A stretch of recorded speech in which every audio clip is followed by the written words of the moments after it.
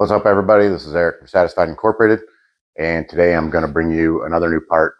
And this is also not a new development, a new design, but it's slightly different in the idea that I've never seen it put together like the way it is. What I'm going to show you is my new plate that I made, my whole kit that I've made for the E24 or E28 heater control valve. So this will come with all the parts to be plug and play. So before I get started though, if you want to support me, my website is satisfiedincorporated.com. You can find all the parts on there. Like, subscribe. I've got Instagram, satisfied_incorporated, or Facebook at Satisfied Incorporated. So now that we got that out of the way, I will show you what I'm planning to sell. I've got the kit, but also just sell the plate in case you've already got all this and you kind of made a plate work that doesn't work super good. So I'll sell a whole kit or just a plate, and I guess I'll show you that, and I'll show you how easy this is to install. Okay, so these are the basics of what I've got going on. There's not a whole lot needed. I've got the plate that's gonna make it so you can bolt this onto your stock mount, and then this will be the heater control unit. I've made up a little wire, a little plug that's going to go into the heater control unit, and then this will plug into your car. So no need to solder, no need to do anything. This just plugs right in, goes right in. And then I've got a hose. So this should be all that you need completely to install this in your car. And I will show you how easy that is to do right now. Okay, so hopefully I've got enough light and a good perspective on what's going on in here. The only thing I'm not going to show you is the removal of the stock heater control unit. And the reason I can't show you that is because my car did not come with one. My car just came with a connecting pipe that basically connected both the heater valves together. And so I had constant radiator fluid going through my heater core, just hot all the time. So this is a super welcome upgrade for me because I'll actually have a working heater for the first time. But to get started here, there's on this heater control valve, there's these rubber grommets. So we're going to take that off the heater control unit, and then we're just going to push them in these 3 holes. If you want, if this is like hard for some reason, which it shouldn't be too hard, you can actually lube these holes up, put a little grease or something on them and get them in. But logo side facing out, and then they're all in. And what we're going to do with this is basically you're going to get that in, and then this thing's just going to push in. It's pretty easy to push in. I'm not going to show it right now because I don't want to take it back out and waste everybody's time. So this next part here is the hardest part, which is not hard. But what we're doing here is we're going to take this plate, now that I have the grommets in there, and then you have 2 holes at the bottom of my mount, and these 2 holes are going to go in the stock holes. So, and the only reason it's hard is because you have to kind of hold the nut on the back side blindly. So, like I say, I don't know how to get a good perspective on this for you guys. Maybe you'll get one. Kind of a tight little space there. But I just got that one started. And then you're just going to have to be a mechanic, and just kind of get these other ones started. I think I got it. There we go. So maybe not the easiest thing, definitely not the hardest thing you'll ever do if you work on these cars.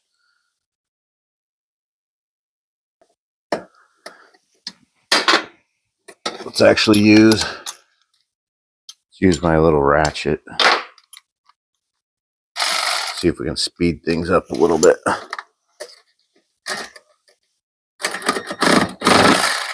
Okay.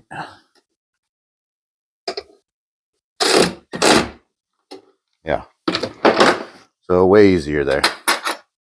So maybe you can see in there now that plate's installed. So now all we're going to do really is we're just going to we're just going to put that heater valve in just by pressing it. Like I say, if it's a little bit stubborn or whatever, you can throw some grease on there, but that's how easy I just got it in. Okay. And so now this is your stock hose that comes from back behind the head over there. And so we're going to take this stock hose. I'm just going to replace the hose clamp. And then it doesn't go on with binding or anything. It just goes straight on. So stock side goes on the bottom. And like I said, there's no kinking of the hose or anything. It just goes straight on. And then we're ready to move on to the other side hose. You just take these, and I'm just going to put it on the heater core side and tighten it up.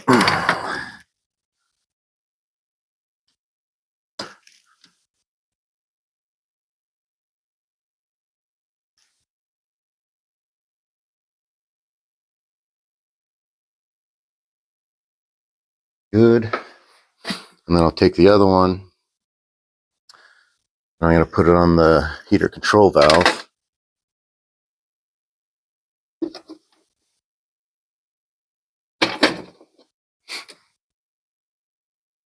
Tighten this one up.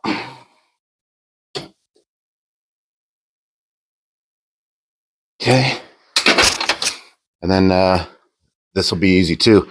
This will all just be one piece hose. This is a stainless hose, so we're just going to put this in. You can put this in whichever side you want. I'm going to put it in the heater control valve first. I don't think it matters though. Tighten this up.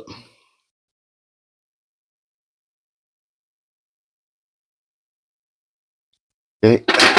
And then you can pretty much just bend this hose any way you want. I'm going to take it down below so it bends downward. You could probably bend it upward too, but I think it'll look cleaner if you go this way. Bend it down. And then we're going to bend it over.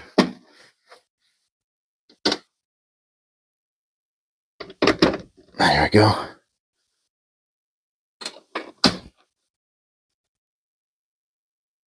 We're just going to tighten that up.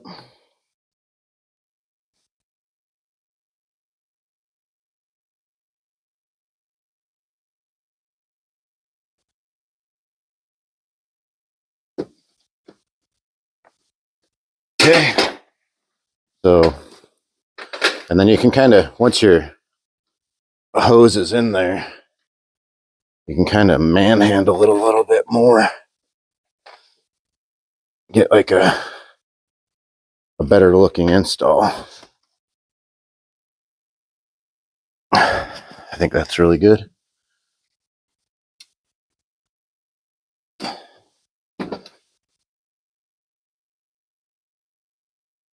little more bend here at the top. It look a little straighter. That's pretty good there. So I'm just going to leave that. Maybe I'll refine that a little bit more later. So hopefully you can see what's happening here. I don't know if you can see it in the video. I'll have to check when I edit it, but basically we're just looking at the mounting screws down here, and then the heater control unit goes in there, and then you just got your hose goes around, goes down, and goes back in. So that's going to be an awesome hose too, because that's all stainless steel. So nothing ever to wear out, nothing ever to go bad. You might have to replace these once in a while, which these are just 3/4 inch heater hose. So you can get that at any parts store, super cheap. So that only leaves us with one last thing, which I can't show you either, but it's because it's the plug for the heater valve. So I'm going to supply this. So it'd really be like this easy, is you plug that in, and then you'd have the heater valve. And the reason I can't show you is because I've soldered mine in, which you could also do, which I think is a a better option myself, but I know a lot of people don't want to solder or don't know how to solder. So basically you just take this and you're going to plug this into your stock connector, and it doesn't matter which one goes where. They're not polarity sensitive. So just plug this in to each one, and then we're going to pull this over the top of that connector, heat it up so it shrinks, and now you have a working heater control valve. Obviously pretty easy, right? I don't know how long that took me, 10 minutes or something, but this should be a pretty sweet mod. I know there's a lot of guys out there that they don't want to mess with the mount. They don't want to mess with a couple other things. They don't want to mess with the wiring. You know, if you're keeping your car original, you don't want to be cutting anything out a lot of times. So like I say, this is just plug and play. You just push the connectors into the existing harness and you're good to go. So I don't see any reason not to do this, especially because the E24, E28 heater control valves they're garbage, they're expensive, and you're just not going to get very far with those. So I think this will be a good option for you guys. I think that's all I got. Like normal, just like say, like, subscribe, you know, comment if you see something that you would like changed or something else in there. And I hope that hope this helps you guys out. Thanks for watching.